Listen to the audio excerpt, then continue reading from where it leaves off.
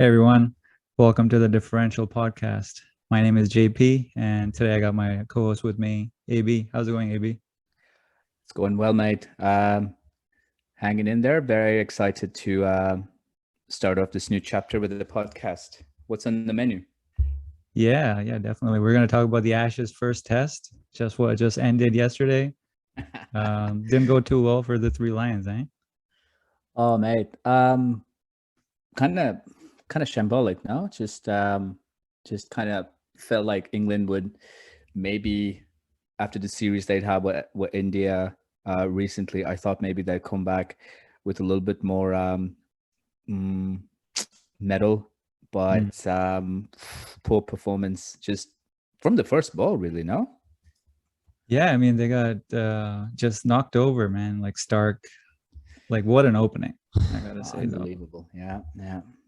Now I mean, mate, Mitch Stark. I know we talk about this all the time, but like, he is just so good when he's on song. I mean, he hasn't, in my opinion, still come back to his best. And I know maybe he's still struggling for fitness a little bit, but I mean, that's what he does if he gets it right. And we saw this with Brendan McCullum at the World Cup in Australia in the final, and he just, this is what he does. You Yeah. want him in your team. No, it was a crazy opening. It just for Australia at least, what an opening to start with. And for England, Mm. I don't know. Yeah, let's talk about the state of England's opening partnership because it seems like Yeah, they're missing something, obviously, right? yeah, yeah. Like Rory Burns, that technique, I just don't see how it works. He's okay, but that technique, I just maybe for some people, right? Like let's look at Steve Smith. Steve Smith Mhm. doesn't have an orthodox technique, right? But it works for him. It works really, really well for him. I can't say the same thing about Rory Burns, or for that matter, any of the other England openers. I mean, mate, I don't know. Like, what haven't they tried so far? Like, they've got Burns, who's got a bizarre, unorthodox technique, and they've got Hamid, who's kind of been promoted because Dom Sibley had to, go back to the drawing board. Um, I honestly, I don't know who they try. Like, this is what I was reading somewhere. This is like the 17th different opening partnership since Cook and Strauss. Um, I don't know Yeah. when's the last time they played, but like 13, 12, something. Um, yeah, I mean, I don't know, mate. Like Rory Burns, um, his head just goes so far over to one side. Now, mind you, I'm no specialist in batting technique. I can barely hold the bat, but I still I still kind of feel like when I watch him play, I always feel like he's gonna fall over to the offside if Well, there's they a ball. showed that, right? Like the Yeah, when they were showing his dismissal, they showed how far his front foot went hmm, across him. yeah. Like it was all the way beyond off stump. I'm like, how do you keep balance like that? And I Um, don't know, he keeps his head cocked, and he does definitely, I don't know, move it when it comes time to playing a shot. I'm sure there's, it's unnatural to hold the head pretty much pointed towards, leg side when the ball is coming in. And then if you have to play an offside shot, I'm sure you have to kind of adjust your vision and stuff. So I think it was Shane Warne who said this, but a lot of moving parts in Rory Burns' technique. yeah, And, you know, with guys like Mitchell Stark, who I still, again, I don't think he's back on full form yet, but that delivery, I mean, oh my God, that's not the one you want to get first up, do you? Kind of like it's kind of like a half volley on leg stump or almost a Yorker on leg stump. yeah, yeah, yeah. Well, I don't want to take anything away from Burns. I mean, Yeah, it takes something just to be able to get to the yeah. international level, right? You have to be a good batsman. But Mhm. once you get here, like it's a step up from first class cricket, right? So you got the best bowlers in the Yeah, world. The Aussie attack is, if yeah. not the best, one of the best in the world, right? And So Yeah, and I just want to also add, not everybody that rules first class cricket can make that transition to international cricket. We've seen many cases who, Yeah. people who are like kings of county or domestic cricket or whatever it is, and they just don't have that conversion when it comes to being an international player. And now there's a lot of factors contributing to it, and like I do feel bad for guys like Rory Burns, who do get picked on quite a lot because he's had centuries. He's scored a few centuries. I'm not sure how many. I know I've seen him score His at least. average isn't that great. I mean, it's what is it, like 30? Let's be honest here. Okay. Yeah, Let's but not dig Rory Burns' grave right now. all right, but Let's I just will move on just right I now. will just say this for any listeners who don't know it already, just brace yourselves. Um, Jackie Phil over here, Mr. JP, he is a by the numbers kind of guy. All right, Yeah, so don't hold for back. him, a test match batting is averages. That's just it. You It gotta doesn't have a matter the 50, man. name. You gotta have a 50, or I don't care about you. Okay. Um, yeah, I mean, okay, for an opener, I could live with like 45 to Okay. be considered a good solid opener. 30 is too low for me. But anyway, let's talk about Hamid. You know how I feel about Hamid. Like, I, he's got the technique. He's got the technique, right? He's not as all over the place as Burns is, but I don't know if he has that mentality, because you gotta have grit when you're an opener. You gotta be able to take a lot, because some of these fast bowlers, they come at you, Yeah. like Starks, Hazelwood. They are mentally going after you. Yeah. So I don't know Um, if I see that from him. I mean, it's the Aussies, mate. Like they go after everybody. Excuse me. And I think I don't know what you feel about this, but like I don't see Hamid as a modern test batsman. He's very old school, isn't he? He's a blocker. He Mm, kind of likes to defend. He doesn't really take the attack to the bowling side. yeah. And I don't know, with everything that's going on white ball cricket, I feel like that kind of has to come in. But I don't know what you think about that. Do you think he's a blocker? Yeah, definitely. I mean, I'm looking at the scorecard. He in the first innings he made 25 runs off of 75 balls. Yeah. So not the worst strike rate. Mhm. Actually, Ben Stokes was even worse. Hamid's strike rate was 33 Yeah. or thereabouts, and Ben Stokes at 23. But Ben Stokes didn't last that long. Yeah. So he's to me he's pretty much kind of like Pujara on the India squad.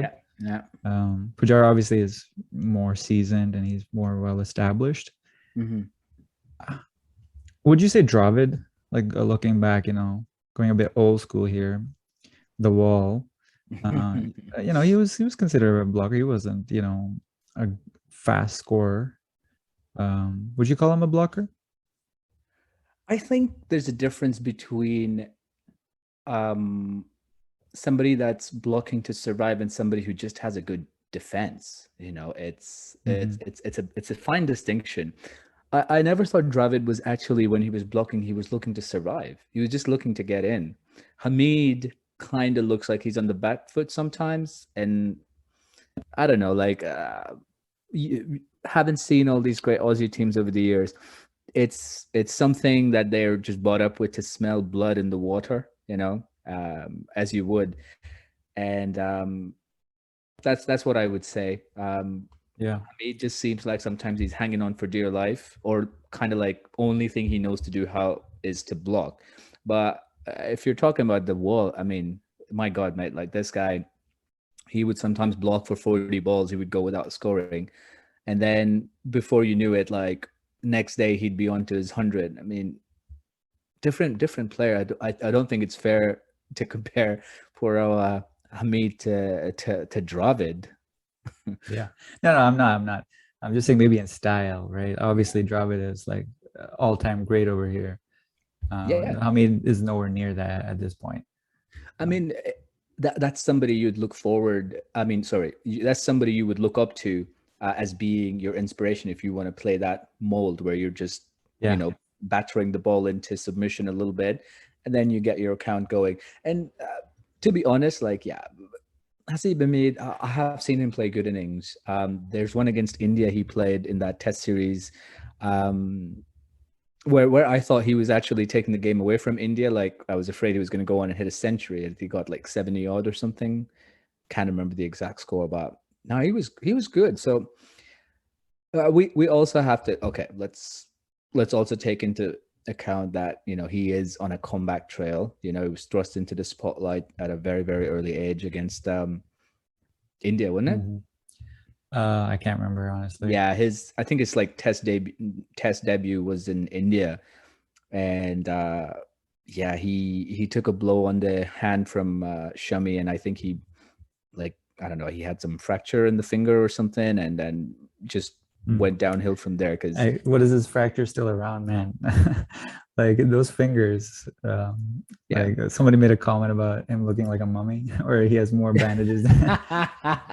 Wasn't it Kerry O'Keefe? Yeah, I guess so. I don't know, but It like, was when he I forget, was it Warner or was it Labuschagne that he went to get the catch. I think it was maybe Davy Warner. Oh no, mm, maybe it was Travis Head. how, It was Travis Head. It was Travis yeah, Head. He flicked one on day 3, and the on the run out, leg right? side. Yeah, yeah, yeah. And Hamid came in from the boundary, and it hit him on the hand, and it popped out. Yeah, yeah, yeah. Yeah, You're I mean, right. we both play cricket, right? It hurts. It hurts like freaking hell. Yeah. Or when you catch the ball, especially if your hands Mhm. aren't used to it and the nerves are still there. Uh, it hurts like a bitch. But I don't know. I'm not. I'm sure it doesn't help with the catching to Yeah. have all that bandages on your But finger. you took issue with the amount of tape he had, like, and Kerry O'Keefe just exactly verbalized what you were Yeah. feeling deep down. Okay. Okay. Let's move on. Let's move on. Yeah. Maybe we didn't talk about the state of the pitch, and I was like gonna England ask won the you. toss actually, right? So maybe taking a step back here. Mhm. Um, so the pitch look, I think I made the comment to you when we were watching. I couldn't distinguish the pitch from the outfield. It was so green. And Yeah. England actually won the toss and decided to bat, which to me was bonkers. I don't know what they were thinking there. See, I can't remember what a traditional GABA pitch looks like on day 1. I remember like it being it turning into a spinning track around day 3 or 4. I mean, offering help to the spinners, but yeah, it was kind of I don't know, like a New Zealand kind of strip, not as green because sometimes New Zealand just roll out the Wimbledon pitch on day 1.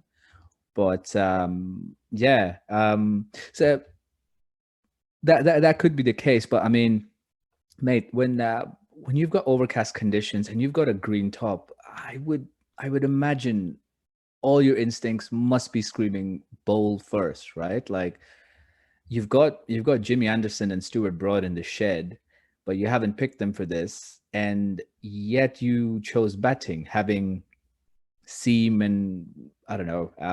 Mark will does he swing the ball a lot?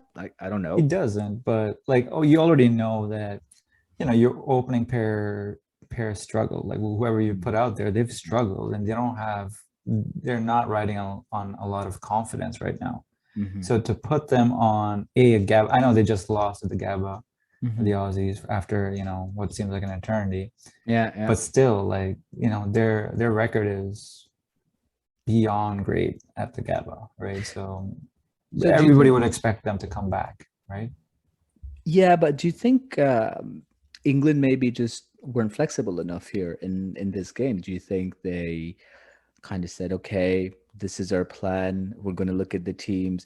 I have no doubt they probably looked at the India game at the Gabba that ended the series before this, the last summer of Aussie Yeah. Test cricket, the last game, I think.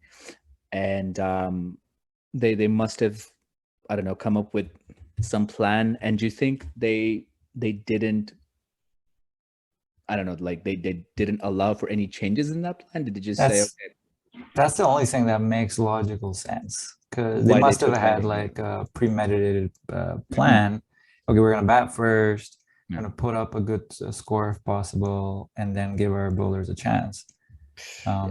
But when you walk out there as a captain and look at that pitch, you got to trust your bowlers to do the job.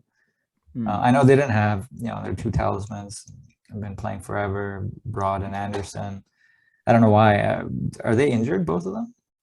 Well, there was a scare about both of them, but I mean, they were fetching drinks and stuff, so I know they weren't injured. There was They were footage of them practicing. bowling in the nets. Yeah, Well, at least Anderson was practicing. He was bowling for an hour. So yeah, definitely, I don't think you should play him for all five tests. yeah. But, you know, five test series, you want to win the first test. That puts you on a great footing. To go So down 1-0 is obviously less than desirable. I have a couple of points for you. One's a question. So you know how you mentioned, so you go out, you see a green top in Aussie, and you've got overcast conditions. Do you think um, uh, Joe Root, with his um, immense team of experts behind him, all these guys who do stats and figures and whatever. Now, do you think they look back at that famous GABA test in, I think it was 2002, where Nasser Hussain in his questionable wisdom asked the Aussies to bat first, and they ended up battering like 650 in the first innings and just batted England out into submission? Do you think that still haunts the English quite a bit? As like, there's a lot of things that haunt English bowlers Mm. in Australian shores, right? They've got the Mitchell Johnson Ashes, they've got Steve Harmison's opening delivery, or the opening over that Steve Harmison bowled in like 2006-7 Ashes. So there's all these like PTSD kind of things that England have to always consider. Do you think that played any role in this weird decision to bat on a green top in an overcast day? Yeah, maybe. I don't know.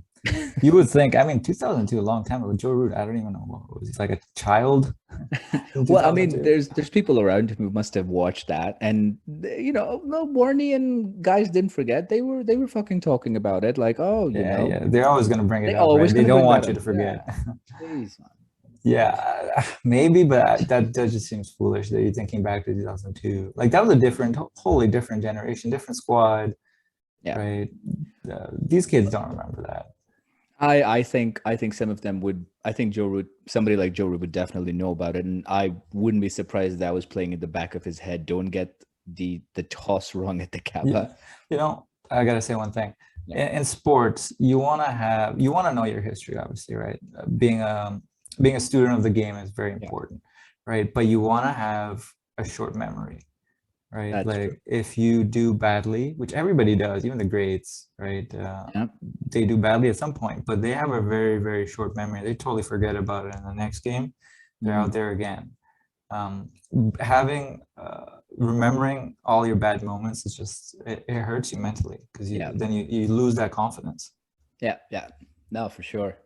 Yeah. And my second point was, if you were the person in charge of putting out England's team for the first test, um, you can only pick one. Who would you go for, Broad or Anderson on this wicket? Oh man. Damn. It's a tough one. You only pick one. Well, okay, was this because I guess Anderson is a better he's got more swing in him, right? He swings it more. Would you say? Yeah, yeah, yeah, definitely. I don't think Yeah, there's I mean that's anybody in world tough. cricket that swings it Okay, more. I mean, okay, I would keep it simple. Anderson to me is a better bowler, slightly better bowler. I would put him in first, Yeah. right? We want to put our best team out there. So yeah. Let's see. For me, I would personally have picked Stuart Broad, and I think it has a lot to do with the fact that there was not a lot of swing on offer when the ball got old either. Mhm. So I don't think the outfield was as lush as you would have liked for reverse swing. So I saw some early swing with the new ball. I mean, I think we saw a lot of times it would pitch and then it would like swing after going past the stump, so the keeper would have their work cut out for them. Um, but I kind of felt like the fact that they had David Warner back in the squad at the top, a fit David Warner, I would kind of, get a little Australian about selection, and I would definitely bring back the guy that's had the wood over David Warner into the attack. And I don't know about you, but I felt it was more of a seam than a swing wicket in general, like with the green grass on offer. Hazelwood, Ollie Robinson all got a lot of seam movement. Yeah, it was Even definitely Chris more of Wilkes, a, yeah. yeah, I mean, Australian pitches or like, venues, they don't swing as much. That's more, England, I guess New Zealand, right? So it's more Yeah, pace, bounce, seam, right? it's bounce, mate. Like the bounce was incredible, which is why I think I would have played Stuart Broad on this wicket, because he does have that height factor. He's an Yeah. incredibly tall guy for somebody that's been playing so long and been pretty consistent. Like for his height, like Yeah. it's good, and I would have definitely had him in my squad just for the seam and that extra bounce that seemed to honestly catch out a lot of England batters out. I mean, there was a lot of deliveries that kind of took the shoulder of the bat, reared up a couple of times and kind of got nasty. I think Yeah. one hit Warner to the point where he couldn't play anymore. I mean, not Yeah, you got getting him in the come ribs, out right? in the second innings. Yeah, he was gone. Well, they didn't need Oh to. God, I mean, he could rest all he wants. mate, Um, he could have fucking rented a hotel and taken a nap for he all. did basically. He didn't come Days. out to the field. Oh my God. Must be nice. Okay. Let's okay. Maybe let me summarize here what happened. So yeah, Milan didn't really do anything. Joe Root out for a duck. Wow. Okay, I forgot about that. Yeah. 9 balls out for a duck. Ben Stokes didn't play well first or second innings really. Yeah, Ollie Pope had a good kind of Ollie Pope and Butler had somewhat of a rear guard action. Hmm. I like the intent that Butler came out with. Yeah. Um, but yeah, Butler is an enigma to me. He has so much talent, Yeah. but he doesn't seem to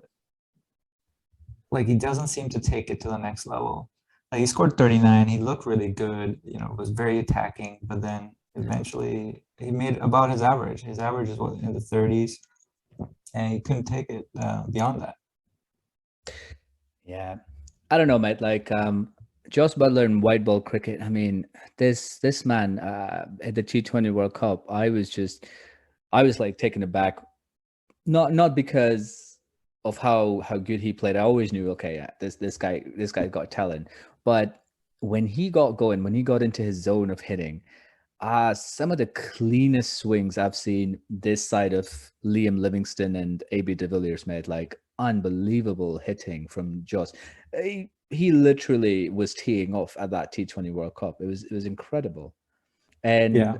I think what's interesting is all these wicket keepers now, they're all trained to kind of be batsmen. I think Adam Gilchrist kind of broke the mold for wicket keepers, but Yeah. I really think there's only like one keeper in the world that's actually kind of cracking the code and going back to sort of the Gilchrist style of keeper batsman in test matches, and that'd be Rishabh Pant.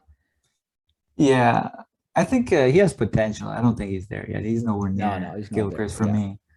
But I mean, mate, he was hugely influential in the series against Australia, because I think the Aussies were terrified of him. The Yeah. way they were approaching him, it was like they don't know where to bowl to him, because he was taking them all comers. And I especially remember, because I watched the series during lockdown and stuff. Mate, he basically went after he made it a point to go after Nathan Lyon anytime he came on, and he got out to him as well. Mhm. But that was his thing. He was like gonna bat Lyon out of the game, and I just didn't see Joss try to go after Nathan Lyon. Well, this is a great point that you just made that we should talk about here. Mm. So, thinking back to the India-Australia series, Yeah. the Indians were very much ready to, Australia is known for their, quote unquote banter, let's just say. Mhm. The Indians are very much ready to go back at them. Like Pant, he did not back down. He went after them, right? Yeah. Like he It's got it's into their always heads. And now I look at the England team. Yeah. They're very much squeamish. It almost seems they're not willing to even look the Aussies in the eye. I didn't see one bowler, batsman, or whatever talk back to the Australians and be like, you know what, I'm here. I'm ready to take you on. They just seemed almost scared from the get-go. Which is so strange because the series versus India, there was so much going on with the English, like Ollie Robinson. Everybody was in India. So Jimmy Anderson, I mean, Jesus, I mean, I know he's grumpy, but fuck, man, he was ready to, like, take a few heads off after he'd been dealt a barrage. And I don't know why they're being so nice to the Aussies. Like, do you Yeah. think what this is what Davey Warner described back in the Mitchell Johnson Ashes as the English having the scared eyes? I gotta say he's right here. I mean, what happened to Ollie Robinson? I remember him in the India series when he was playing India, and yeah, Oh mate, he he's was snarling and stuff. yeah, he was like fucking going after the Indian batsman all the time. And to Which, to, to which by India's the way, credit, I'm fine with. Like, mate, let's just be clear. Like, as a fast bowler, I think that comes with the trade, right? Like, you yeah, look at all the greats back in the day. You look at, Merv Hughes. Merv. That's the person, obviously, that comes out of your mouth. Kirkley Ambrose didn't And say anything. I was gonna go for Alan Donald, Mm. Stain, but now Oh Merv yeah, Hughes, of yeah, yeah. course. But like, yeah, those guys, McGrath, mate, McGrath, the king of obviously, fucking trash talk. No, yeah, yeah, he'd never jeez. back down. Yeah, I warning think it that's as why well. I mean, he's no, he's not a even quitter. warning, like, yeah. He played that mental disintegration game probably better than anybody. I think this is where they missed Joffrey. I can't even say his name Jofra properly. Archer. Archer. Um, Yeah, I I mean, like to call him Mr. Acha. yeah, from Blood Diamond. Or Blood Diamond, yeah. Stacha. Go a bit of Sappho on that. But Mate, anyway, but I like mean, do you think Jofra talks? I don't think Jofra. he I think doesn't Jofra is talk. very mild mannered. He doesn't talk, but he's got the intensity. Yeah, that's it. Not everybody needs to talk, right? Not everybody's a talker, but you gotta have the intensity. You gotta let the batsman know that you're gonna come for him. Mate, Jofra Archer seriously gives me some Michael Holding vibes. Like he's kind of got that silent but deadly thing about him, where he's just like he kind of ambles in and then he delivers like thunderbolts. I Like, don't get it. Like like the man how? doesn't look like he's like jogging in. I know, right? Like you see Alan Donald build up. It's like a bullet train, speeding out of the station, and you stand in its way, it's going to disintegrate you. And Geoff Archer kind of ambles in, yeah, I'm going on my morning run. I haven't stretched yet, and then Yeah. kaboom, just uh, mate. Like Smith and Labuschagne felt the brunt of it, and it was scary to watch. And you just don't think a guy who He took bowls. out Smith, right, with like a bouncer at some point. I That can't was remember awful. when, but God, that was sickening, mate. I'm never one to shy away from a bit of Aussie bashing in cricket, but I mean, crikey, I do not want to see that footage. Like, it's uncomfortable to watch. Like, I'm so glad yeah. they have all these new gimmicks on the helmets to protect the players, as rightly they should. But knowing what we know now, mate, it's absolutely yeah, it's not fun to get hit on No, the definitely not. helmet with a 150k thunderbolt. Yeah. No, and like Steve Smith, obviously. Would you say I gotta say he's the best batsman in the world right now? Like, there's no way around that. I don't want to say it, but facts are facts here.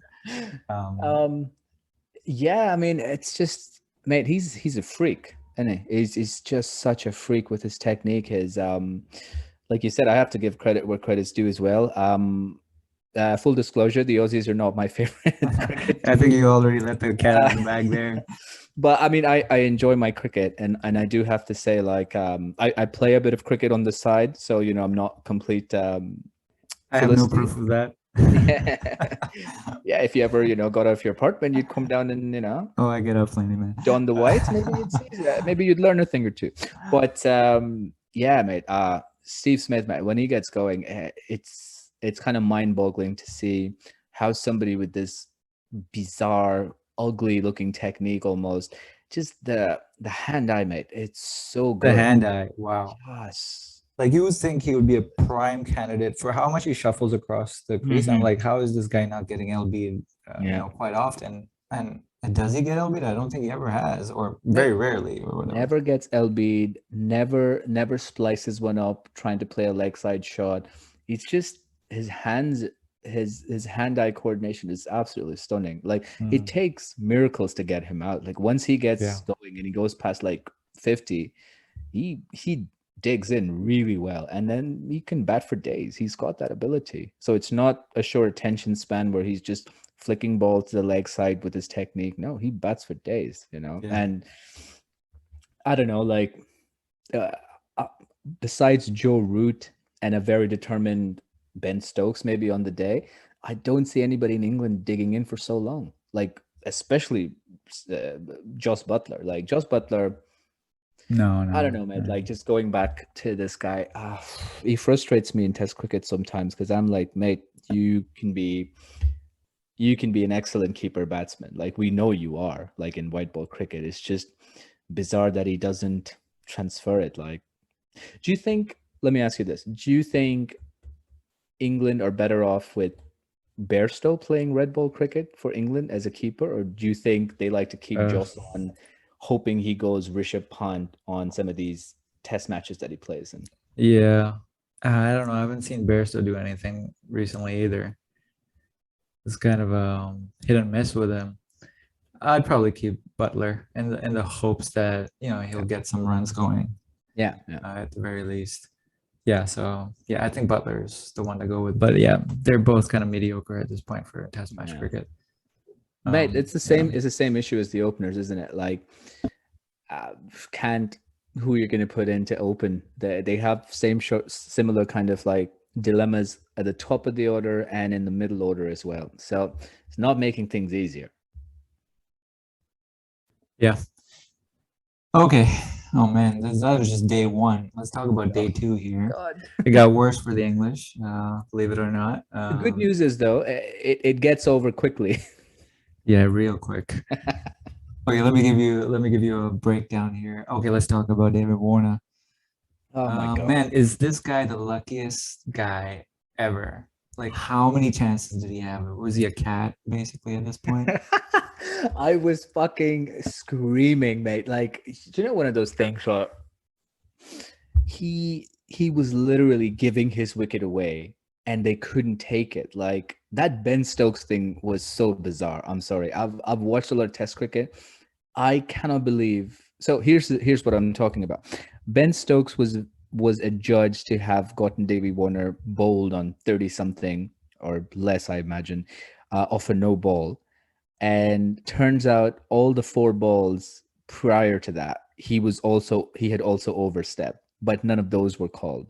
Now they have the third umpire now constantly look at overstepping in Test cricket, and he didn't call all of them. And I think Ricky Ponting made a great point about that, saying, of course, if you get called for a no ball, the next ball you drag your foot back so it stays behind the line. Yeah, that. So I have a question about that. So how does this work? So if you say you bowl like the first 3 balls are no balls, right? And the friggin' third umpire doesn't even tell you. So when do you find out? Well, that's it. Like, it's the third umpire's job to probably communicate to the on-field umpire to say, hey, flag him for a no ball. But I kind of feel like the third umpire figured nothing happened on these deliveries, so I won't interfere. Like, that's what I can come up with as to why That's ridiculous. Say anything. I mean, because the other alternative is he wasn't looking, which is, I don't know what's worse. I don't know. Like that just seems like a total mess. Maybe they need to revisit this. I don't know what the rules are. They're because obviously beforehand, old school, the on-field umpire would just call it and you would adjust and be on your merry way. So let me ask you this: how many times you reckon Warner escaped with his wicket in that first innings? Like 5? Man, 5? Yeah, I gotta say it was 5, and then we're not even counting how many times they went past the outside edge here. The slip, yeah. There was a couple of drops in the slips, if I remember correctly. Or wasn't it yeah. Burns that dropped Oh, him? he had a howler. Oh my God. Oh, man. jeez. Rory. Oh man. Maybe it's probably to do with his batting, man. Like I when you fucking have have such a Stockholm bad syndrome. start, the Yeah. confidence is just gone. Because that's an absolute sitter. Like people could close, like he could probably take that catch with his eyes closed most of the time. I probably did close his eyes, mate. And that's Yeah, why he shelled it at the last minute. It's just, yeah, yeah, when it's not going your way, it really like it comes down hard, doesn't it? yeah. But that hurt. That hurt because obviously Warner almost made a century. Yeah, I mean, Yeah. crikey. I think your boy Davey Warner's back in good nick, mate. Like he had a great T20 World Cup, going from disastrous IPL campaign for him and his team, not getting picked basically in the last 3-4 games to sitting in the stands looking miserable. I mean, he's a divisive character, isn't he, Davey Warner? Yeah, but yeah, honestly, he's very divisive, and maybe that's why I enjoy, having him out there. I mean, I want him to be losing, but Yeah, yeah. You you he you makes want it that exciting, friction.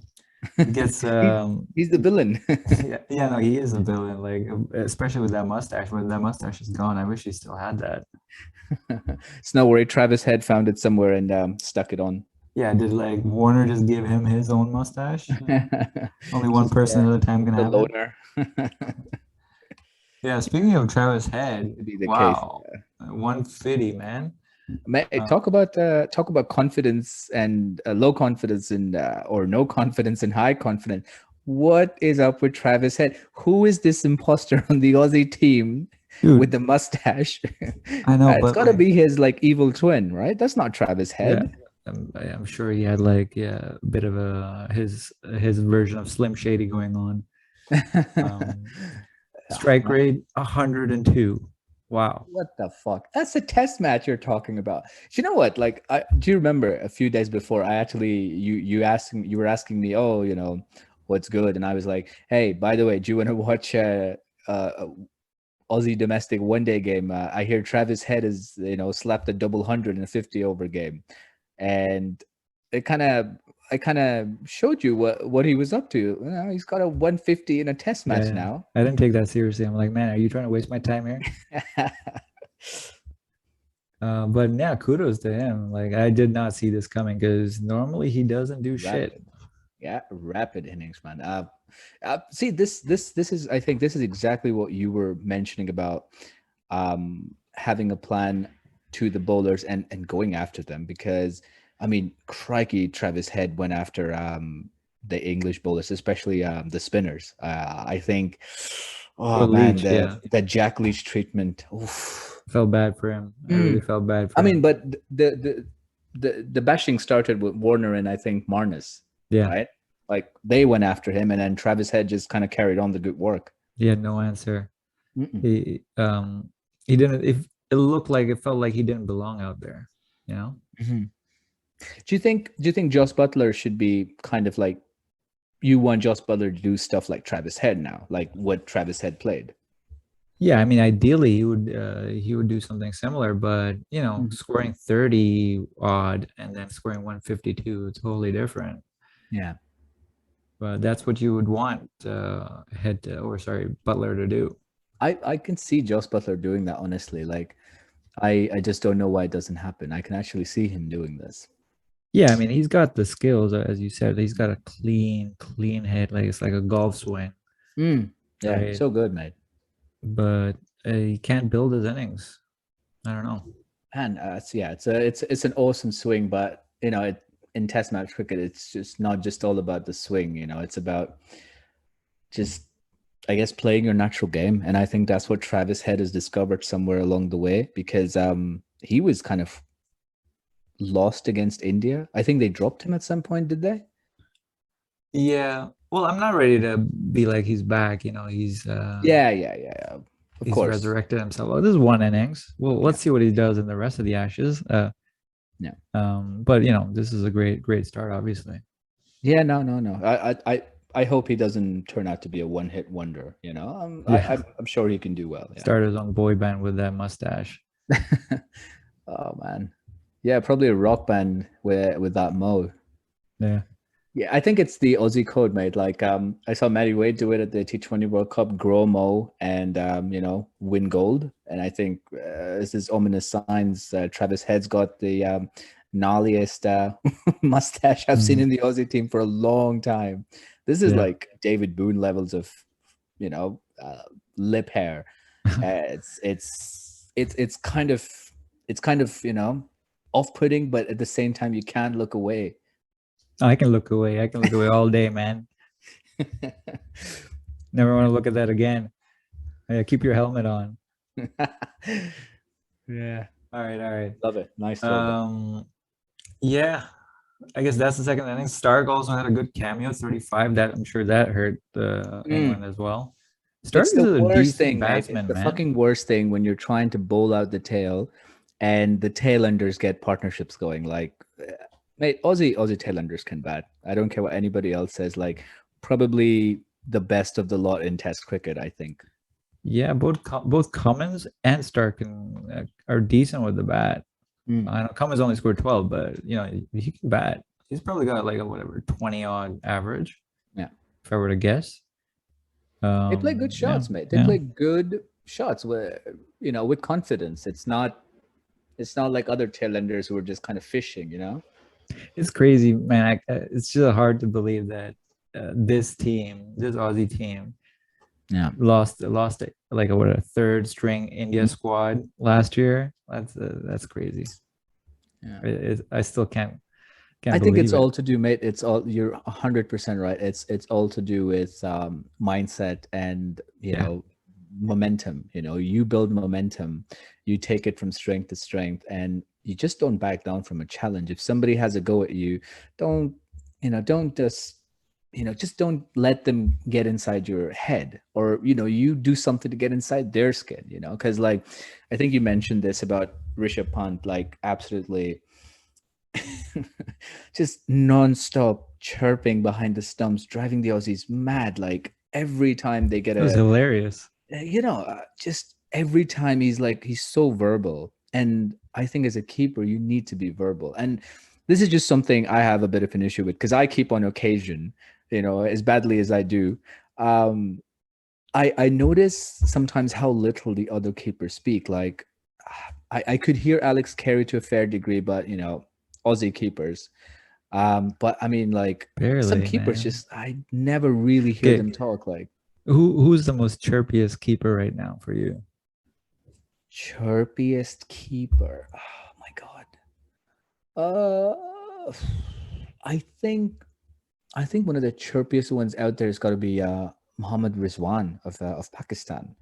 Uh, I think he yeah, does talk a lot. Like he just never shuts up. He's always like, "Come on, boys!" Da, da, da. He's doing his thing. Rishabh Pant's another one, mate. Like just yeah, yeah. I don't know. I don't think I could do that talking for that amount of time in cricket. Um, Quinton de Well, Kock, I don't know, maybe. yeah. I mean, your wicket keeper's got to be I guess, the primary, Yeah. I don't know, motivator out there in the field, right? Okay. How are we forgetting Matthew Wade, mate? Like this guy chirps nonstop. Like he's fucking amazing when he gets going. Like, Mm. I feel for him. I actually thought he might get an Ashes seat, maybe, but like they've put their backing behind Alex Carey, which is okay. But Yeah. yeah, He's done a great job. Like Harry, like I've been impressed with his keeping. We'll yeah, see what he does with his batting, but his keeping has been very, very good. yeah. Did any keepers come to mind when you think of like chirpy keepers right now? Is somebody maybe I'm forgetting? Oh man, come on, how are you forgetting the number one here? You know what I'm talking about. Who is this? Diguela. Oh, your boy. Oh, come on, man. Oh my You goodness. introduced me to him, so he's I obviously mean, your he's boy. just he's his own man, isn't he? He's I just miss one of a him. kind. I miss him. I gotta say, Yeah, that he's the band. only reason I would watch a Sri Lanka match. Yeah, I said it. Jeez, man, savage. Yeah, he's pretty chirpy. I find some of his sledges really really funny. Like what was that he said? It was England, right? England were touring Sri Lanka, and Dan Lawrence came out to bat, and he was like, "Hey, bro, can I have one of your signed bats? You know, you play some good shots. Maybe you can teach me." I was like, See, "That's genius." not the whole. If I'm him, the batsman, I'm like, is this guy being sarcastic or does he actually mean it? It fucks with your head, doesn't it? I just still don't know. He's mate. That's the kind of like entertainment I like from my test cricket. I like a little bit of stare downs and a bit of verbals, you know. But I mean, dude, your keeper's got to be witty. Your keeper's got to say these things, and I'm all for it, mate. Like I love witty stuff. Like ah, well, I don't want to bring him up because he's had a tough time recently. But what do you reckon about Tim Paine's chirping? Team Yeah, no, it was Pine. good. It was good. I love the back and forth that he had with Pant. Oh man, that was hilarious, wasn't it? I'll take the missus to the movies. You can babysit. What is it? What was he? He said something about him being a side captain or Oh replacement no, no. captain. Punt goes back at him and says, "Have you ever heard of such a thing as a Temporary. temporary captain?" Yeah, that was a great one. Savage. Oh man, that was really Oh my really good. gosh. Bit of Nostradamus, eh? Yeah, yeah, he was right too. Yeah. Jeez. Okay, let's Yeah. get back to the Second test innings match. here. Yeah. Yeah, third day three, right? We have England second innings. What happened? Let's see. Let me pull up the scorecard. So, Yeah, they started out better than their first innings. yeah, they did better. Yeah. Hamid again stuck around, but didn't really do much. Burns got 13 more than he did last time. Yeah. But again, really nothing significant. And then Milan and Root, they Yep. were looking good, man. They had a good day three. They had a fight back going, right? 82 and 89. That's disappointing. I thought Joe Root was, when he gets a start like that, you usually expect him to, convert that to 100 at least or go bigger. He's that good. So the fact that he didn't, and he got out to Cameron Green, man, come on. Yeah. No, I think it was a good bowling change. Like just, I think it was before the new ball was introduced, and he just kind of said to Cameron Green, have a go. And I think it was first ball, wasn't it? First, yeah, Cameron Green's first ball. I remember because they had the Star Wars section of the crowd come in, and they were playing the march theme on trumpets, and just as soon as their mics were cut off, Joe Root nicked it, and I think it was the first ball of Cameron Green's spell on day three. And I gotta add something like a side point here. Yeah, I love the enthusiasm of the Aussie crowd. Like they really, it seems like they're one of the, maybe it's just the Ashes, but the crowds really come out for Test cricket, which I really really love. I hope it continues. Because you don't see that in every country. Yeah. In most countries you don't see it in India. I mean, Indian fans are just more about like what T20 and ODIs. Yeah, it's sad. Yeah. I wish more crowds would come out. They're really enjoying themselves, having fun out there. Awesome atmosphere. And I'd also like to add, I think it's the same for the Barmy Army. Your because I mean, I've never seen a more enthusiastic type of crowd, even when their team's losing. They're singing all these silly songs. Yeah, they're guzzling beer, just like the Aussie. Maybe that's it. They're just like half drunk all the time. Isn't it? Like I can attest for that, being a Man United fan, and ever since Sir Alex has left, my beer consumption has gone up. I won't lie. Yeah. But I feel I feel just as passionate about my team today as I did back in when we were on top. And I empathize with the English supporters, mate. Like, well, they're used to it. I mean, come on, losing in the Ashes. More reason to have some sympathy for them, because I mean, crikey. Yeah. No, it looked like they were gonna have a comeback moment or be able to maybe make this a game. Yeah, I didn't think they would win at any point during this match. I never thought that they were gonna come back and win. Maybe not even a draw. I thought, but maybe make it competitive. No. You brought up an interesting point about Joe Root, which I didn't know, which is interesting and fascinating, that he's never actually scored a century in Australia. Yeah, I think so. Maybe we should check that. We don't want I'm pretty sure he because spread some fake news right now. I'm pretty sure he hasn't because I was trying to look up, when he was playing on 80 on day 3, I was like, well, how many Ashes centuries does this guy have? And I think the first search result was, oh, Joe Root doesn't have any any centuries in Australia. And I was like, So I'm checking. "Ah, I'm on Wikipedia. We can trust Wikipedia, right? oh, sure, mate. Like, as much as you can, as far as you can throw." That's where I go to first. Yeah, a bunch of centuries. He's got 23, which is obviously amazing. Yeah. I don't see Australia on here. Nope, nope. See a lot Nothing, of eh? England. No, has he even scored a century against Australia? Oh, he has one. Oh, he has 1 century against Australia? No, he's got more. Okay, thank God. I'm like, you guys play, all you play is Australia. He's got 3 against Australia, it seems like. But like none of them have actually come in Australia. But yeah, they're all in England, or one Okay. in Wales. That's But Australia, right? yeah, yeah. I'm sure they have a Wales in Australia as well. New South Wales, mate. Oh yeah, New South Wales. yeah. Yeah, but see, that to me, that's a big you know, missing piece Yeah. for Joe Root to not have a century in Australia. That's crazy. That's mad, man. Cause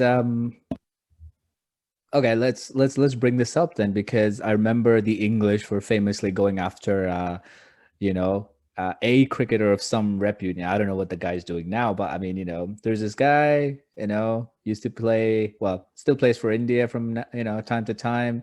And they were on and on about how he has never gotten runs in England and he can't face English bowling and the swing conditions. I know who this is. It's Um, Mr. Cowley. oh yeah, that's right. That's his name. I've forgotten all about him, Yeah, he's I not doing mean, too great these days. but I mean, then, he went and he kind of fixed his technique and he, shut them up a little bit. But I mean, nobody talks about Joe Root like that. I've Dude. never heard this. I Mhm. can't believe it, which is what was a surprise to me. I've never heard anybody mention this, and to me, that seems like a big hole in his resume, Mhm. right? To It not is. have I a absolutely think century it in is. Australia, like all the great. I mean, would you say that to score an away test century, it's got to be Australia. Has got to be one of the toughest places, if not the toughest place to do Hey, it. let me put it into context for you. Ajinkya Rahane has a couple of Aussie centuries, mate. Let's just put that out. Wow. Damn, Joe Root, are you listening? Your boy, one of your favorite middle order Oh batsmen. yeah, so much, my boy. I wish he wasn't there. Well, Crikey. I mean, But in the squad. he's got a couple of hundreds in Australia, if I remember correctly. Like, let that sink in. And Yeah. Mr. Joe Root has nothing. And yeah, I'm surprised it doesn't get talked about more. Well, all I can say is if England is gonna avoid getting whitewashed here, they Yeah. just gotta score some centuries. There's Yeah, no way they have a chance if Joe Root but doesn't that's it. score. Like, don't you think the whole problem with the England team here is it's just Joe Root who, like, if But you again, took they got him out, nobody else. yeah, he's the Jenga block that makes the Okay, whole tower fall. Ben Stokes. Oh, we know what Ben Stokes can do, Yeah. right? Oh But my God. he's just coming back. I don't know where he is right now, how he's gonna Yeah. play. He didn't really do much in this test match. So let's see what he does. But obviously, he can Yeah, be yeah. a weapon, an X factor. Old right now, mate. Like, he's still bowling no balls in his first thing. I think it'll take a while. He'll come into it quickly, but can't load up on him. It's just without Archer, I think it's just everything is on Root, dependent on Root and Stokes. Yeah, yeah. I'm actually happy they took David Milan back, because I've heard the arguments about why he's not in the team and stuff. And I watched him the last time he was in Australia, and I've watched his development since. And I think he's just about as good as the rest of them right now to be in the team. Like, yeah, he's not an odd inclusion. What do you think about how he played? Yeah, you got a decent 82. He was Yeah. looking good. Do you think like he'll go on and he can be that third pillar for England to rely on a little bit. He's got to step up. Yeah, he's I would say he's their third best batsman, right? Jesus, yeah, yeah, fucking hell, yeah. That's it, isn't it? Like, and he's played what, 12 Test matches, 10 Test matches. Yeah, he's got to step up. There's no way around it. Okay. He's played 18 Test matches. Never 18. mind. Okay, that's still Twice not that more. much. Yeah. What's his average? Hang on, let me just bring this back up. His Test average is 29.6, sir. Okay. Yeah. Wow. Yeah. Okay. I mean, only 18 matches. Yeah. All right. Well, let's move on. We talked about day 3, right? Yeah. Joe Root, Milan had a fight back. Looks good for a moment, but then day 4 comes around, and Joe Root and Milan both go pretty quickly, and then basically after that, it's the batting collapse. And Josh Butler had his 23 odd, but nobody else really came out to play. Nothing from Ben Stokes. Nope. And yeah, basically it looked like we were heading towards an innings defeat. But somehow they managed to, stay in there, put up like whatever 20-run lead or whatever it was. And we didn't have a day 5, right? Australia came out. No, we didn't go to day 5. That would have been tonight. Yeah, and then it was Australia. It was so disrespectful, almost like Australia didn't even send out their actual openers. They sent out Carey and Marcus Harris. Yeah, and Carey got out, and Marnus didn't even have to bat. Yeah, that's a luxury, isn't it? Yeah. Put your feet up, sir. Crikey. Yeah, easy. Just easy win for Australia. Didn't seem like they were ever in trouble. Yeah. And it seems like, Three Lions, England, they're going to have to make some major changes in their mentality, their tactics. I felt like they just got it. And they didn't even get any luck throughout this match. Oh, man. What terrible luck with the bowling of England and not getting wickets. I must have counted about 50 to 70 occasions where the ball it did everything it had to do. Just there was no wicket on the end of it. It would, just whiz past the off stump, whiz past the outside edge. Just good bowling, just no end product. So I do feel like England have been a little bit unfortunate, but at the same time, in sport, you sometimes have to be good enough to make your own luck. I kind of always gonna change things. Yeah. Right. Like, how many times did the commentators go, "Oh, why don't they bowl around the wicket?" And not once did they even try that. I mean, yeah.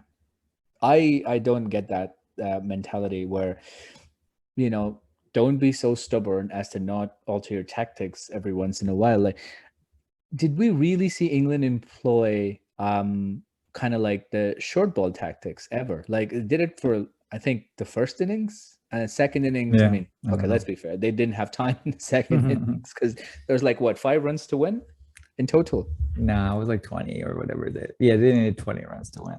Yeah.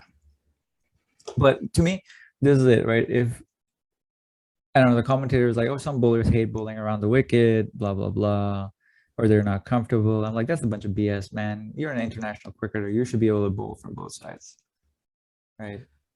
This is your full-time job. Get used to it. Go out there in the nets and try it out. I mean, it's a 5-day game. You need to have other things to try during. Yeah, you need different plans. Sometimes plan A doesn't work, and you gotta go to plan B or C or whatever. Right? This is why we love Test cricket, because it's such a drawn-out process that you got to bring multiple things to the table. If you just stick to one thing and it's not working, you're gonna get pummeled, which is what happened to England. Oh man, I was so disappointed on the morning of day 3. I actually thought Root and Milan wouldn't go that quickly. I was like, oh, at least they'll get 100. They might not put on a big total for Australia to chase, but at least they'll go out with some positives. At one point, I was worried England might get knocked over under the target. that they had to reach, and I was like, oh cracky, please don't let this be an innings thing. Like it's going to be an absolute it's going to be a disaster, for lack of a better term. Yeah, I mean they avoided total embarrassment by a whisker. 20 runs. Oh They're god. that close to innings defeat, and yeah, that would have been Okay, obviously let very me embarrassing. on the 20 runs issue. Let me ask you something. So, do you think the giving a 20-run target is as bad as India getting knocked over for 36 all out? No, I think the 36 all out is worse, to be You honest. think so? Okay. Because I Yeah. mean, technically, they gave them a target of 20. Yeah. I mean, obviously We gave them 20 to. is pretty bad, but like 36 for one innings. Oh man, that was really bad. That was the low point, and we still they still won the freaking Yeah, we gave um them no chance after that. We said, oh, 63 all out. That's it. Australia's going to come, sweep them under the rug. But, oh, oof, how wrong we were. yeah. Yeah, that's a all-time great test series. Oh, absolutely. Definitely. Um, I I never thought I'd see the day the Gabba tour would fall, mate. Like I remember it so vividly. Yeah. Insane test series, mate. Every day, all I wanted to do was get to the hour when they would, you know, start the day's proceedings. I couldn't wait, and I've never felt like that about a test series in a very long time. And that's what you want from your test cricket. You don't want it to be a foregone conclusion where it's like, ah, well, here we go. This is the proceeding order. This is what's going to happen. Blah blah blah. Um, but yeah, this was not the start you want on your Ashes tour, mate. Like, fucking hell. Yeah, that first ball was basically, Mhm. Define the entire test match basically. yeah, it was kind of like foreshadowing for the rest of the game. And I wish that it wasn't. I really wish it wasn't. Yeah, it wasn't really competitive, right? So Yeah, that was shocking, man. I mean, I'm just having flashbacks to my reaction. I almost fell out of my chair. And I was like, oh my God, he's fucking got him on the first ball. Are you serious? I know. How often does that happen? Not very often. I think they talked about it. It's only happened like Three once or twice. times? Yeah, 3 times in total ever. It's crazy. First ball, Hmm. golden duck. Come on. Yeah. Okay. What did you think about Cummins's captaincy? First time out. How do you think he did?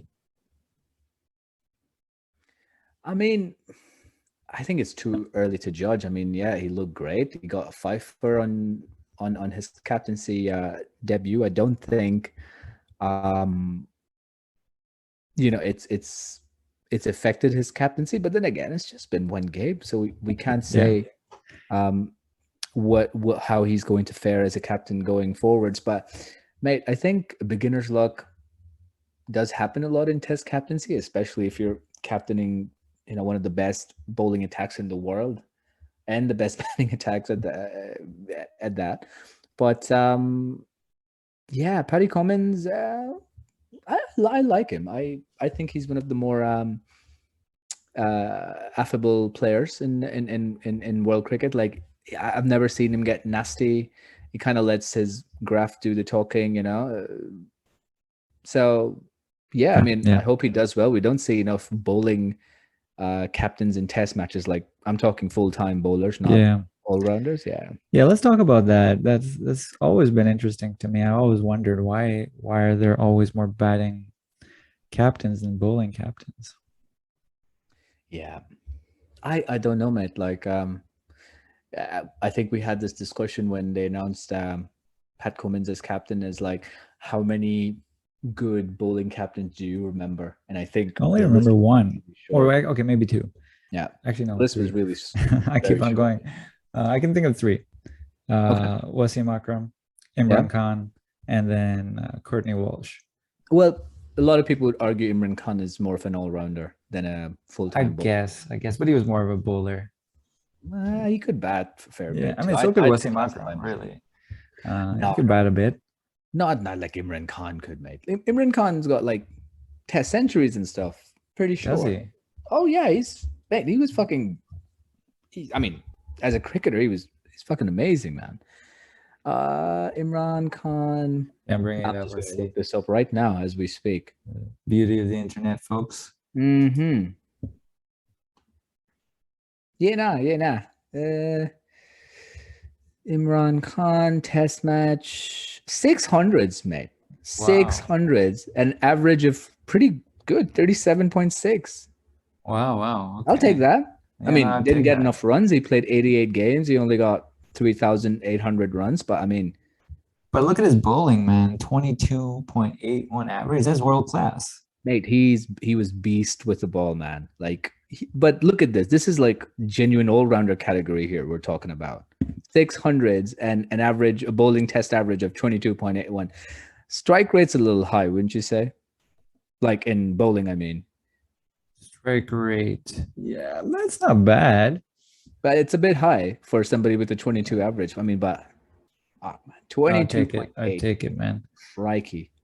Let's 23 5 wicket hauls, man. That wow. dude, 10 6 wicket, sorry, 6 10 wicket hauls. Yeah. Let me you can hear my typing, I'm sure. Let me bring up Wasim Akram's profile. Yeah. Let's see what So, he's yeah, done. I don't know. I remember Walsh and Akram. That's like bowling test captains. That's Yeah, all he's that not. comes What to. Wasim Akram actually has 3 Test centuries. Yeah, Does would you he? believe it? Yeah. What? 750s, 3 Test centuries. Not as good an average, 22.64. Wow, this is surprising. Wow. Actually, Wasim Akram doesn't have as good an average as Imran Khan in bowling. Is he 23 something? Yeah, he's 23.62, and he's got a worse strike rate. He's got 54.6. Mm-hmm. Wow, that's surprising. Yeah, Huh. interesting. That's interesting. Hey, I don't know if you remember if you remember this guy, but do you remember Merv Dillon of West Indies? No. So Merv Dillon was I think he was from Trinidad and Tobago, and he was like the considered the last of those great generation of Windies fast bowlers. For some reason, I don't know. I could be completely wrong here, but I think he might have been Windies captain at points. I'm not sure if he was just standing for Lara and whoever was captain at the time, but it's possible maybe he could have been captain in a few test series. Okay. Mm-hmm. So Not you're sure, just but I saying do he's just remember him another being Test bowling captain. I would imagine so. I just can't remember if he actually captained in test matches. Maybe in a couple of ODIs, like a stand-in for Walsh or Lara or something. I could be totally wrong, so Yeah. feel free to I school us in guess. the comments. Yeah, I guess the only thing I can think of why there's been less bowling captains. It's always hard to decide. Hey, when should I bowl myself versus somebody else? 45 overs from one end, eh? Yeah, just go forever. But I don't know. Has there ever, excuse me, has there ever been a spinner that's been captain like for a long period of time? A spin bowler who was captain. Was Dan Vittoria ever test captain? Not really. Okay. Kumble was. Anil Kumble. Barely for again. That's the first one I thought of, but he Okay. barely did it. Yeah, Warney captained a few ODI games, I believe, but never tests. I don't think so. I could have seen Warren be the captain. Yeah. I don't know why it never happened. Probably. I mean, it's obvious, but I think it's probably off-field shenanigans, mate. Like, if we had the internet back in the day, like we do now, like Warney would be like, yeah, he'd be slagged off every single time. I mean, he's getting slagged off now. What is he doing now? Oh, the regular stuff. He's infamous for being what's the polite word for it? Being a bit of womanizer and stuff, and there was always unsavory stories about gambling and yeah, all whatever. I don't care that about kind of gambling. like tabloid nonsense that you and I both kind of fucking look down on. But with Twitter, what it is, and social media today, like I think even Warney would have a tough time keeping his game in check, mate. Like that stuff, that's a catches Yeah, up to. everything gets You out there, just right? ask Team Pine. Oh man. Oh Wow. man, I want to pour one out for the poor guy. Jesus. Yeah. I don't even know what happened there. But Just spin bowlers that were captains, that's a good topic. I can't come up with any, really. yeah, I can't think of one, honestly. Besides Kumble, really. Maybe we need to go back, beyond our years and look, I don't know, like 70s and 60s and whatever.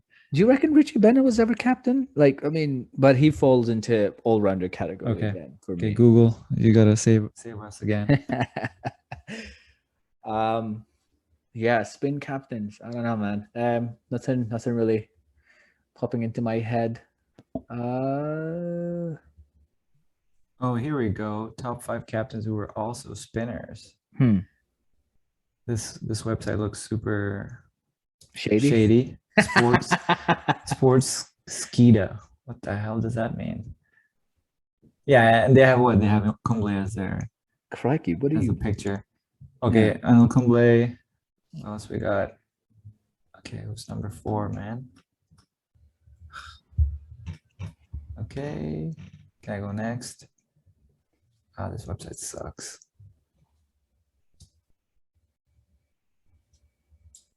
Oh, all they got is ads.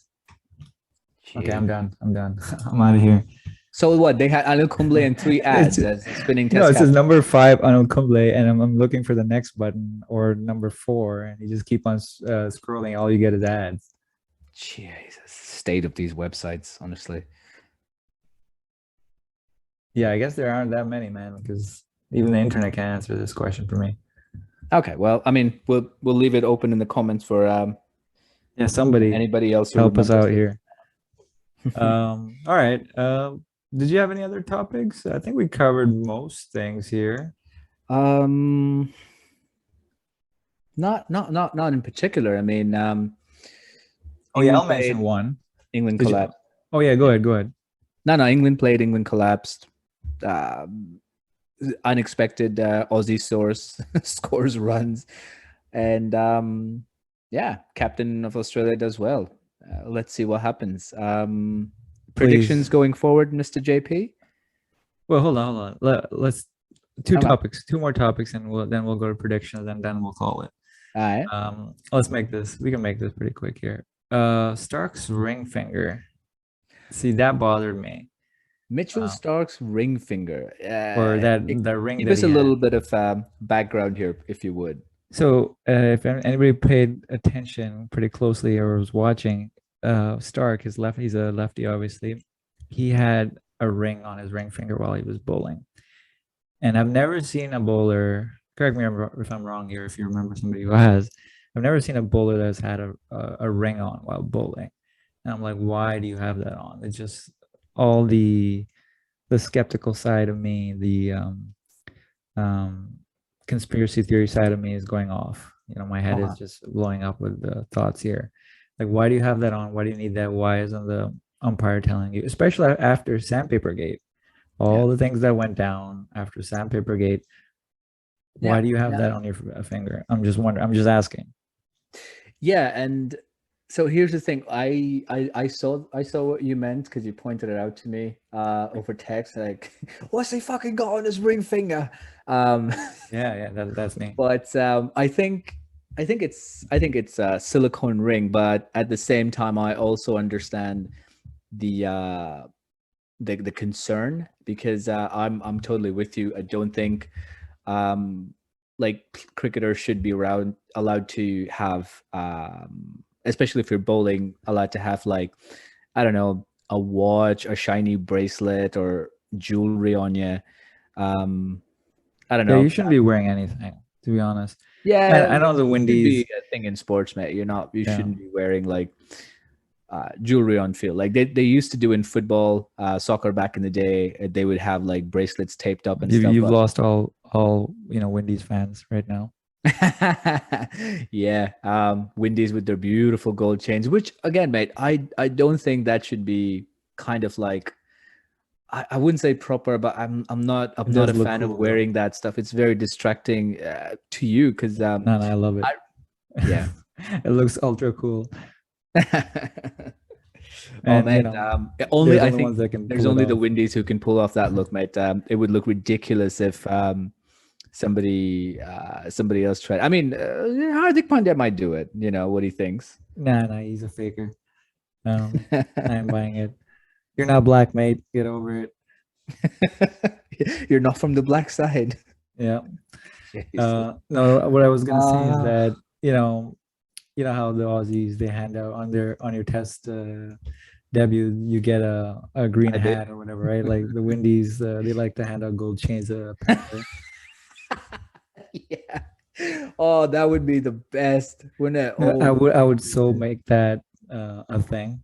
Yeah, yeah. Absolutely, right? Like, oh my gosh. Yeah, that would be pretty unique. Because like I don't know, mate. Like I think every country should have its own kind of tradition of what they hand out for test debuts, you know. The Aussies would just end up having handed mustaches to people, right? Yeah. Yeah, what the Well, fuck's the khaki only green one crap? person can have it. All Yeah. right. No, I was gonna ask what was the question? Predictions, right? No, about sorry, about just going back to this the Mitchell Stark thing. Yeah. So even silicone rings are no go for you, right? Like even though it's like rubber, you're just not Let's just not comfortable. give that it just opens up all these questions. It opens up a Pandora's box. Is it helping him bowl in some way? Is it providing some sort of stability? Yeah. I don't know, right? And with the history there's no way I would allow that. And because it just looks weird. Yeah, well, it looks it's he doesn't mean the he doesn't mean the aesthetic. It just No, means no. it looks fishy. Yeah. Yeah, yeah. Because like I noticed like a lot of the Aussie boys, I mean just bowlers in general, I should say, not just the Australians, but bowlers are very particular creatures about how the new ball feels to choose a ball and all this stuff. So they're very integral to the the process that goes on of selecting the ball to start with and all this. So they're very close to the ball, and I think your point is regarding that. Am I right? Like, Yeah, I guess so. I don't have any specifics, obviously, right? Like maybe it's not doing anything and it's just there. But I wouldn't take any chances if I'm officiating here. You're taking that off, yeah, yeah. right? Anyway, I don't know if you remember one time I think I think it was Dean Jones won some ODI series, some white ball series against some tri series against Windies and stuff, and the umpire Dean Jones asked the umpire if Curtly Ambrose, who was bowling to him at the time, could take off his white sweatbands on his wrists on his bowling arm. And I remember that caused a bit of a stoppage and a little bit of furor from Ambrose. And I think Ambrose went on to take man of the match. So yeah, like, yeah, this is a good segue. Uh, yeah. so I wanted to, before we go to predictions here for the next test, let's talk about who won man of the match. Oh yeah. I don't know who won. So Oh, who do it's you Travis think? Head. Oh, so Travis Head won man of the match. Yeah, no. So do you think that's right? Do you think he deserved it? Yeah, I mean, because I kind of feel like he was instrumental in stitching up the uh the good work that was started by the Aussies. I think he kind of just added the finishing coup de grace on it with that monster 150 that he made, because Yeah. he didn't get out till the next day, mate. Like he just kept on going for a long time. Yeah, I think it's the right decision. Initially, I was thinking maybe Cummins took a Mhm. 5 wick fifer, but yeah, I guess given the heads, this is a kind of an outstanding innings from him. Mhm. Mhm. So yeah, he deserves it, and he did it really quickly. His strike rate was crazy. Right. So, Yeah, I mean, look, I'm always in favor of appreciating the work fast bowlers do, because it's an absolutely thankless job. And mate, Pat or Cummins, bowlers in general in these days. yeah, mate, Pat Cummins just he's a workhorse, man, and he's just been so consistent. But I kind of feel like, yeah, first innings Pfeiffer versus, the 150, that kind of.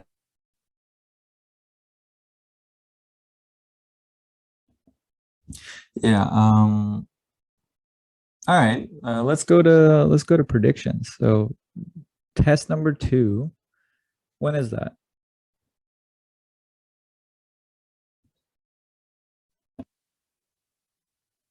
I think we might have lost AB.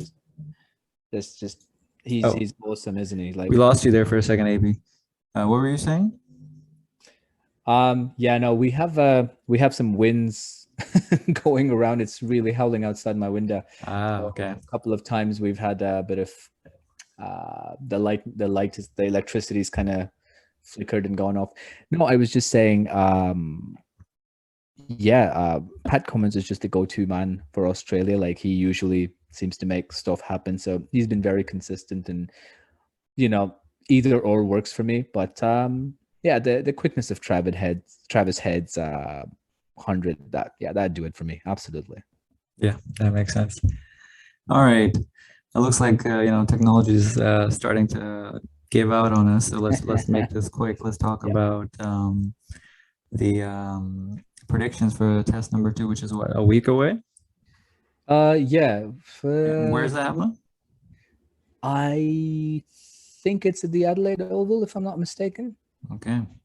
Let's see this quickly. Yeah, it starts December 15th, and we are at the Adelaide Oval. Okay. Yeah.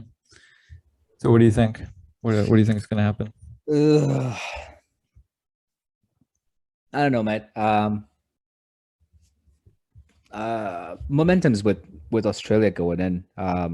So I'm expecting a tough game for the English, but let's keep in mind it's going to be a pink ball test here. So I feel like, the odds kind of get a little bit more evenly distributed. No, it helps Australia. I think they've got an amazing pink ball record in test matches. Yeah. I mean, okay, so England are fucked again then. Yeah. I don't know if just bringing in, what is he, 39 years old, Jimmy Anderson, 40 something? Crikey. Just bringing him in doesn't, automatically mean like. So do they need to? I know, like, yeah, they're definitely going to bring in Anderson if he's fit. Yeah. Do you think they need to change their opening partnership here, or stick with it? I think they might stick with it, mate. Like, in hopes that, I don't know, it's a pink ball test. Maybe something changes with them. I think they're going to stick to it because it's England. If one thing I know about them, they're all about let's keep the core together. Let's keep that stability. I think that's what they'll be going for. So yeah, that's what I'm thinking. I would stick with it, even though they didn't do well. But you don't want to totally break their confidence. You got to give them another chance, right? So yeah, of course. Plus, like, who's waiting in the background here? Who's gonna come in? I haven't honestly even looked at the rest of England's squad. I mean, you've got Zach Crawley, you've got Dan Lawrence, crikey, and that's it. That's literally it in the batting department. Yeah, that's weak. Just have a couple more standbys. I could have. Oh no, there you go. There, you've got Johnny Bairstow. I was like, I could have sworn I saw Johnny B somewhere in the background. Yeah, no, I saw him out there. He's hard to miss these days. Oh, below the belt, man. Below the fucking. No, he looks good. He looks good. He looks strong. Yeah. He's become very stout. Yeah, I don't know if that's the word. Yeah, he's become a bit of a heavyweight fighter. He's got that thing about him now. I hope it looking converts into some batting form, because my god, this England team looks wafer thin right now, mate. Like Zach Crawley, Dan Lawrence in the background does not fill me with confidence if somebody were to get injured and they have to come in and play. Yeah, no. Let's see what happens. I'm gonna be watching nonetheless. Do you think Aussie's going to stick to the same team, or they're going to ring in a couple of changes maybe? I mean, why would you change anything here if it's working? Unless you want to rest people Yeah. and you're like ultra confident. Yeah. Yeah, but I wouldn't change it and stick with the same squad, winning squad. Yeah. It was clinical from Australia. Yeah, no, it was. I mean, the Aussies always seem to get it right against the English at home, and let's just face it, like Gabba is not a good venue for England to go play.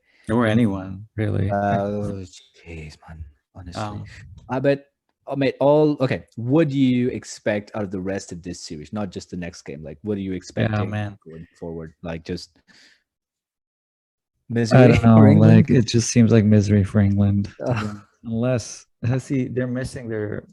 If they had Archer, I would say they have a chance. But they don't have him, and I don't see anybody else really taking it to the Aussies. yeah, Ben Stokes, yeah, maybe if we see the Ben Stokes of old, they might make it competitive. Win. I still think they would lose, yeah. but right now we're looking at they might get whitewashed or 4-1 or something or 4-0 or something. Eesh. Yeah, that's not pleasant reading or listening for any England fans. I mean, I think Ben Stokes might need to have the series of his lifetime if England were to stand any chance um, of holding on here, because like yeah, some of these other guys need to have a series of a lifetime as well, and I just don't see that team chemistry in England right now. They don't have that swagger about them, Throwback to the 2005 Ashes squad, those guys had some swagger. I don't know where it Yeah, came from. I don't know why it suddenly came around at that time, but I don't know, mate. Like with this England team, it doesn't make sense that they're kind of very, very good at white ball cricket. They're fucking 50 over champions. hey, Um, the Aussies are T20 champions. Yeah, You know, and England didn't do too badly at that World Cup either. They played pretty well. I think they could have been in the final, but I don't know how it all falls apart. They look like they have very little confidence right now. yeah, they look scared. Or sum it up, The scared they got eyes. the scared eyes. Like David Warner has had such an impact on your life, eh? Yeah. Oh well, many ways. Anyway, England, buck up here. Give us something to cheer for, man. Like give us a series. Hopefully. Yeah. All Oh right. man, fingers crossed. Yeah, Yeah. Let's see what happens. I think we'll wrap it up here. It was pretty fun. Even though England didn't do well, dominant performance from Australia, we still enjoyed watching it, I think. What do you think? it was a lot of fun, mate. Yeah. I'm always hungry for Test cricket. Like, I'm so glad to be having the Ashes back.